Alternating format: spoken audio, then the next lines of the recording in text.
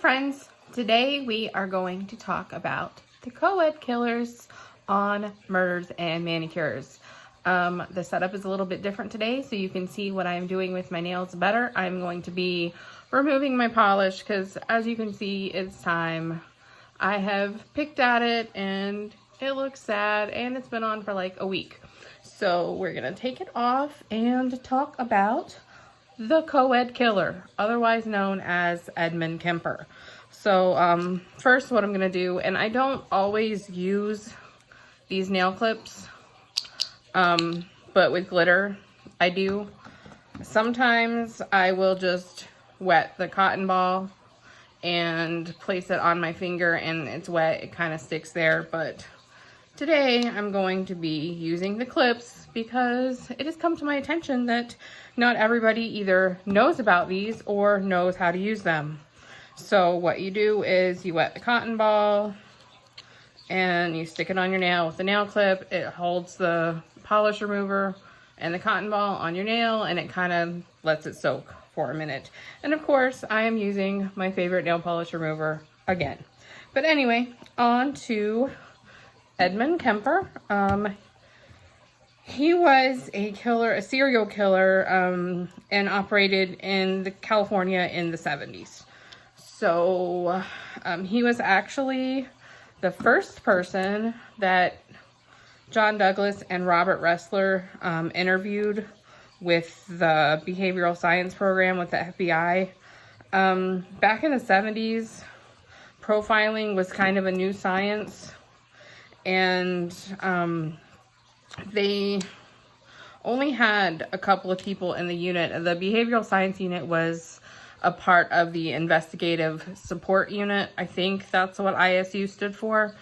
And so there were a couple people in the unit, and in the early 70s, John Douglas kind of wanted to take the show on the road because they had road schools where they went around and taught law enforcement some of the techniques that the FBI used. So he, while they were on the road, he had the idea to interview killers and whatnot so they could kind of perfect what they were doing. And he hoped that if they kind of learned what made these killers tick, then they could, it'd be more preventative than reactive in the future. So that's kind of what that was about. And they were in Southern California in the 70s, and he decided that Edmund Kemper should be the first person that they interviewed. So anyway, who was Edmund Kemper? He was a man, and, well, before that, I mean, I kind of talked about John Douglas in my intro before. He was, his book, Mindhunter, was the inspiration for the show Mindhunter on Netflix, if you saw that. Robert Ressler was his partner, and he also wrote a book. His is called Whoever Fights Monsters. And it's also a very good read if you're into that. So anyway, Edmund Kemper was a serial killer that operated in the 70s in California.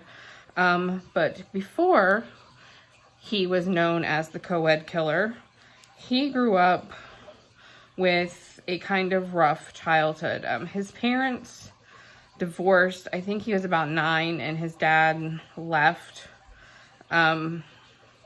But his mom had been an alcoholic and she was abusive. I know she was like emotionally abusive. I'm not sure about like physically, because Edmund Kemper was a very big boy. By like 15, I think he was like 6'3" or 6'4". His adult height is 6'9".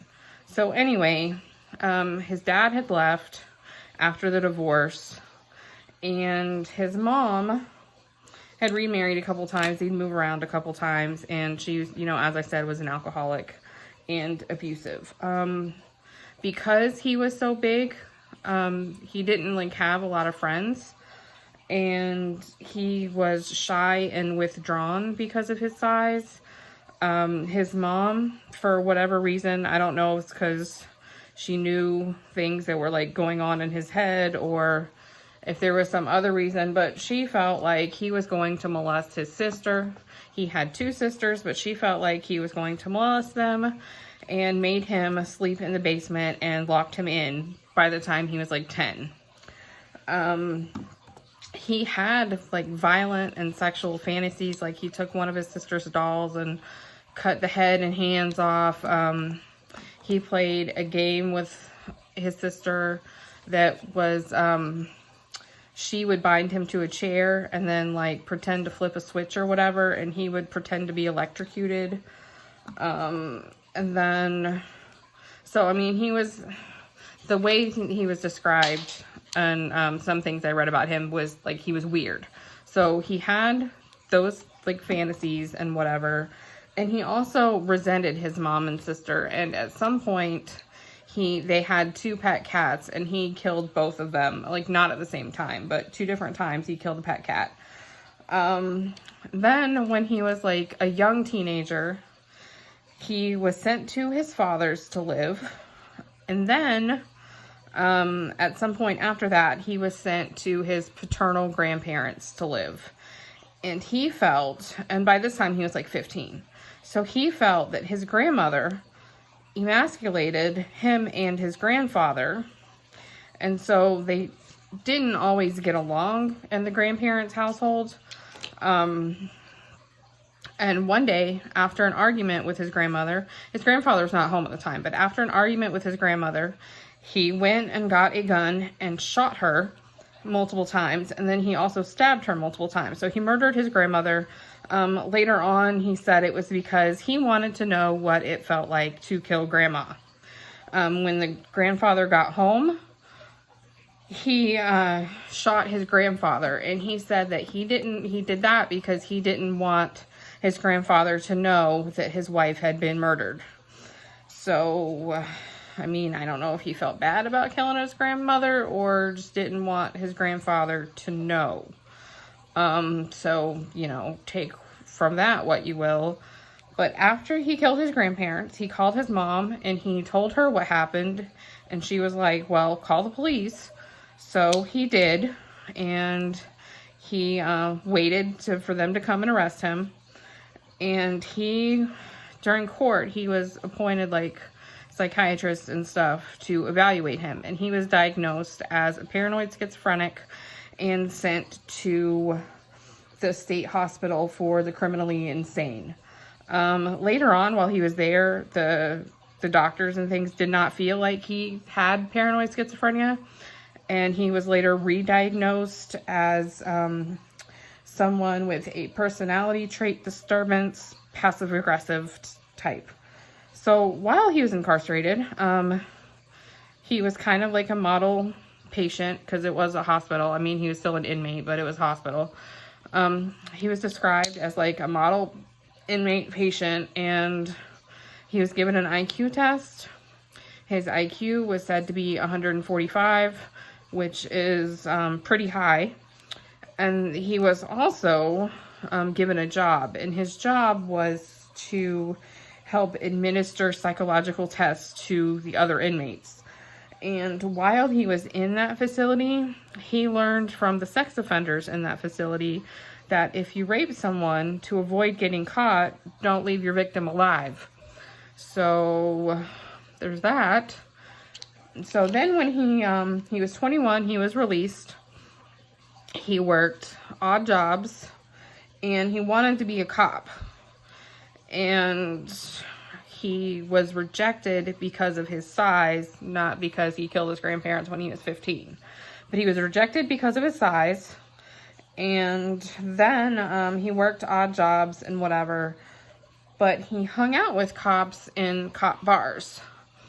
And then he ended up with a job at the, I think it was called like the California Highway Department or something like that. It was later changed, the name was changed to the California Department of Transportation. So he had a decent job. He, against advice from the people that let him out of the state hospital, he went to go live with his mom after he was released. And they were like, this is not a good idea. But that's where he lived. And, you know, they argued, they didn't always get along. There's conflicting stories, but I guess he didn't believe that, like, he was good enough for, like, a normal relationship with a woman, like, that no girl would have him. And his mom basically told him, yeah, that's true, you suck, and nobody would be with you. But then, like, I also read something that said that, like, shortly before he was caught for murder, that he had been engaged to a local high school girl. So I'm not really sure about that. But anyway, so he was released when he was 21. He had this job. He had a car. He started picking up hitchhikers, and he was like a rational person, and he didn't really kill them all.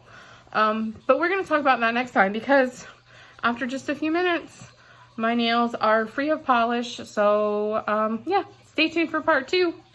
Thanks for watching. Bye.